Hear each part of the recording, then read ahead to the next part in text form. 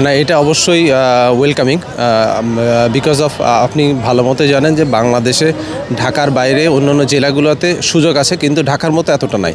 So এখানে শুধু নির্দিষ্ট কোনো ক্লাবের জন্য না, এখানে অন্যান্য ক্লাবের অনেক অফিসিয়ালরা আছেন, আপনারা হয়তো আস্তে আস্তে দেখতে পাবেন।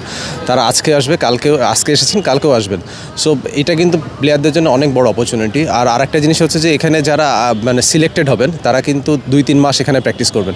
সো তাদের জন্য নিজেদের স্কিল ডেভেলপ করা, শুধু লিগের জন্য না, লিগের পরবর্তী সময় কীভাবে স্কিল ডেভেলপ করতে হবে, নিজেকে ধরে রাখতে হবে, এটা তারা খুব ভালো মতো বুঝতে পারবে এবং তাদের জন্য বিশাল সুযোগ। এখন যে কোনো ব্র্যান্ডের পুরাতন এসি বদলে নতুন ওয়ালটন এসিতে উপভোগ করুন 25% ছাড়। আর দেশের ক্রিকেটে যেই ব্যাপারটা একটু বেশি আলোচিত কিংবা সমালোচিত হয় যে হচ্ছে অনেক ট্যালেন্ট থাকে যারা সুযোগ পায় না, সুযোগের অভাবে ক্রিকেট ছেড়ে দিতে হয়, এরকম আলোচনা কিন্তু আমরা প্রায়ই শুনি অথবা সবসময়ই শুনে এসেছি। এই ধরনের ক্যাম্পেইন বা এই ধরনের আয়োজনের মধ্য দিয়ে কি সেগুলো বুঝতে যাচ্ছে? অবশ্যই আমি এই স্বপ্নযাত্রাকে আমি সাধুবাদ জানাই এই কাজের জন্য, কারণ এটা অনেক বড় একটা বিশাল উদ্যোগ। কারণ আপনি দেখবেন যে এখান থেকে 30 থেকে 35 জন, ম্যাক্সিমাম 40 জন মতো প্লেয়ার সিলেক্ট হবে।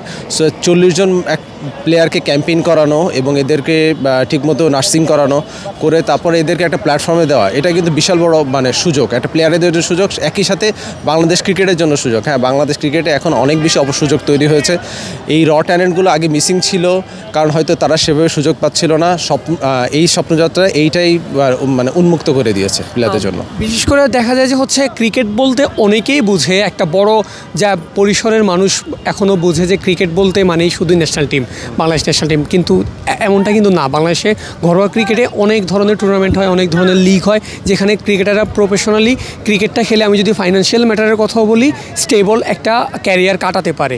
কিন্তু দেখা যায় যে আপনার পঞ্চগড়ের একটা ছেলে কিংবা তেঁতুলিয়ার একটা ছেলে, সে টেকনাফের একটা ছেলে, সে সেভাবে জানেই না যে হচ্ছে ক্রিকেটটা হচ্ছে, কিন্তু তার স্বপ্ন আছে, সে ন্যাশনাল টিম দেখেই বড় হয়, ন্যাশনাল টিমের মতো ক্রিকেটার হতে চায়। কিন্তু সে যে চাইলে এই মাধ্যমগুলো ব্যবহার করে সে ঢাকা লিগে খেলতে পারে, সে বিভিন্ন প্রিমিয়ার ডিভিশনে খেলতে পারে, তো ওই স্বপ্নযাত্রাগুলো অনেক সহজ হয়ে যাবে কিনা? অবশ্যই। আপনি দেখেন এটার কিন্তু ক্যাম্পেইন শুরু হয়েছে তাও আরও 1 মাসের আগে। এটা আসলে অনলাইনের ভিতরে প্লেয়ারের রেজিস্ট্রেশন করে, যে ফ্রি রেজিস্ট্রেশন, এখানে বয়সের কোনো লিমিট নাই। এখানে শুধু আপনার একটা জিনিসই জাজ করবে, সেটা হচ্ছে আপনার স্কিল। আপনি এটা ঠিক বলেছেন যে বাংলাদেশ মানে সবাই মানে ক্রিকেট বলতে মানে আলটিমেট ফাইনাল রেজাল্টটা বোঝে, কিন্তু এটা যে একটা পাইপলাইন, একটা প্রসেস, এটা কিন্তু অনেকেই আমরা বুঝি না, বা আমরা আসলে বুঝলেও আমরা এটা সম্বন্ধে সঠিক আইডিয়া নেই আমাদের জন্য যে এইটা আমাদের এই কাজটা শুরু করার মূল লক্ষ্যই এইটা, যে পাইপলাইনের ভিতরে নিজেকে ইনক্লুড করানো।